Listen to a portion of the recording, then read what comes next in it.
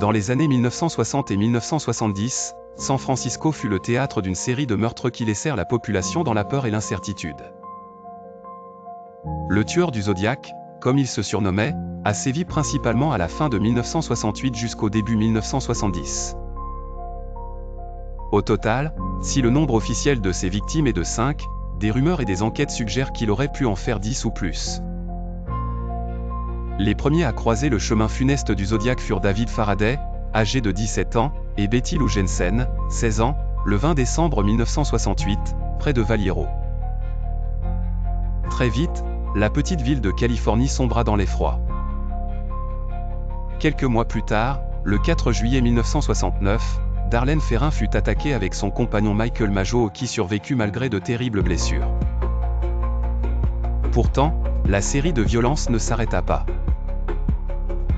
Brian Hartnell et Cecelia Shepard furent eux aussi victimes du tueur au lac Berryessa le 27 septembre 1969.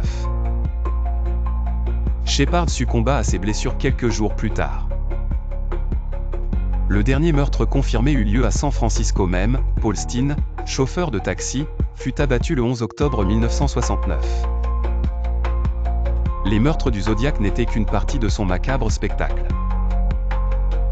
En effet, le tueur ne se contentait pas de semer la mort, il inondait également les rédactions des journaux de lettres cryptées et défiantes.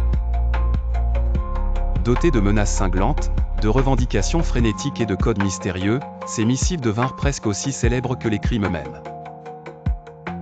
Parmi elles, le cryptogramme de 340 caractères, Z340, envoyé en novembre 1969, n'a été résolu que 51 ans plus tard, en décembre 2020.